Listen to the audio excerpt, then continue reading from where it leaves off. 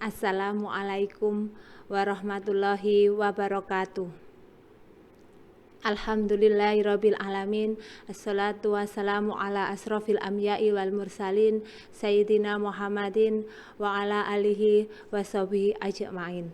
Pertama dan utama, marilah kita panjatkan puji syukur kehadirat Allah Subhanahu wa Ta'ala, yang mana telah melimpahkan rahmat serta hidayahnya sehingga kita masih diberikan kesehatan dan umur panjang. Sholawat dan salam selalu kita haturkan kepada junjungan kita Nabi Agung Muhammad Sallallahu Alaihi Wasallam, yang selalu kita nantikan syafaatnya di yaumul akhir nanti. Pemirsa yang dirahmati Allah, pada acara Mimbar Penyuluh Agama Islam kali ini saya akan sedikit sharing tentang silaturahmi atau silaturahim, yang mana kedua kata ini sangatlah familiar di masyarakat kita. Secara etimologis, silaturahmi dan silaturahim merupakan dua kata dalam satu makna yang berasal dari bahasa Arab, yang artinya jalinan kasih sayang, hubungan kasih sayang, hubungan kekeluargaan, saudara dekat, ataupun yang semakna dengan keduanya. Silaturahim dan silaturahmi di kalangan masyarakat bermakna sama dengan sedikit perbedaan untuk penempatannya. Silaturahim lebih digunakan untuk kegiatan beragamaan dan pengajian maupun perayaan hari raya, sehingga kata ini terasa lebih sakral. Sementara silaturahmi dipakai untuk sesuatu yang lebih umum, seperti silaturahmi dengan keluarga, silaturahmi dengan teman di kantor, maupun silaturahmi bersama sahabat-sahabat lainnya, sehingga lebih bermakna persaudaraan dan persahabatan. Akan tetapi akar dan tuntunan dalam Islam adalah sama, yakni untuk mempererat persaudaraan antar sesama, baik yang berhubungan darah maupun bukan. Secara antologis, silaturahim adalah bahasa agama untuk menunjukkan jalinan kasih sayang di antara sanak saudara yang masih ada hubungan darah, seperti anak kepada orang tua, adik kepada kakak, keponakan kepada paman, cucu kepada kakek, sehingga silaturahmi adalah persaudaraan dan persahabatan yang dibangun melintasi batas hubungan darah. Pemirsa yang dirahmati Allah, dengan makna dan tujuan yang begitu mulia dari silaturahmi, maka dalam Islam pun sangat dianjurkan untuk menyambung silaturahmi kepada sanak dan teman di lingkungan kita masing-masing. Rasulullah Shallallahu Alaihi Wasallam pernah bersabda dalam hadisnya dari Abu Ayyub Al-Ansori, Rasulullah pernah ditanya tentang amalan yang dapat memasukkan ke dalam surga.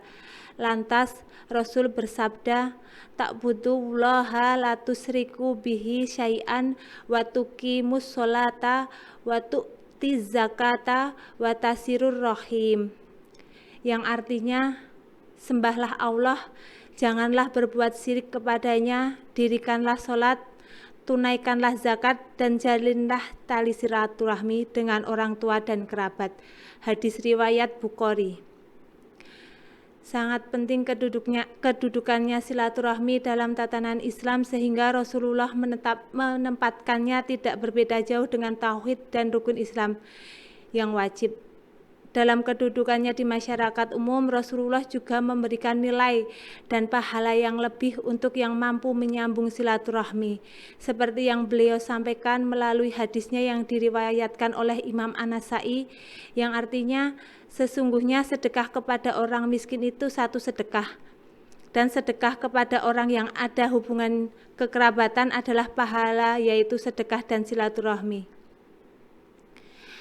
Silaturahmi mempunyai pahala tersendiri, memiliki tempat khusus, melebihi amal jariah biasa yang kita lakukan kepada orang umum lainnya.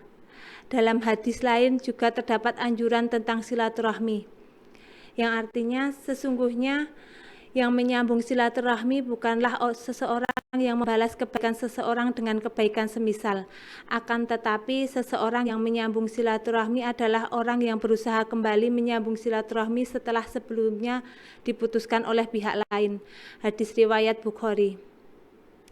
Hadis ini menjelaskan bahwa kita dianjurkan untuk terus menjalin silaturahmi, menjaga silaturahmi meskipun pihak lain belum tentu melakukan hal yang sama dengan yang kita lakukan.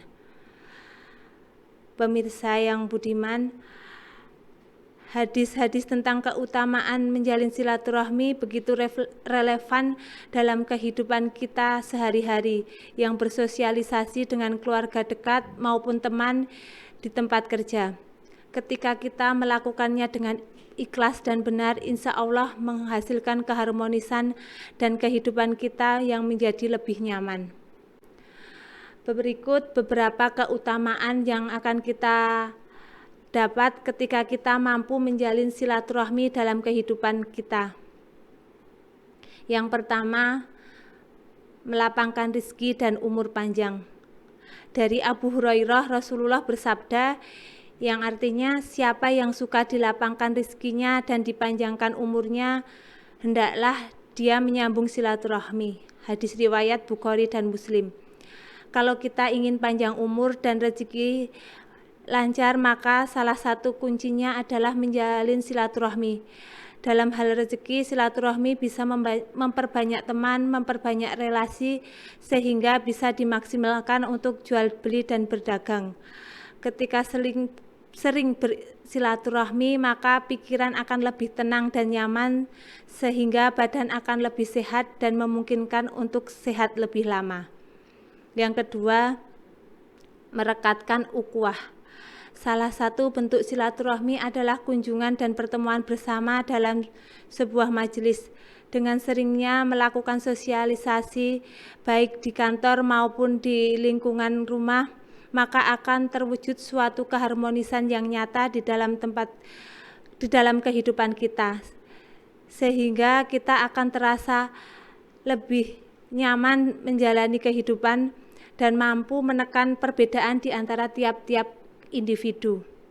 Yang ketiga, pintu masuk surga. Banyak amalan yang dapat menghantarkan kita ke surganya Allah, di antaranya adalah menjalin silaturahmi.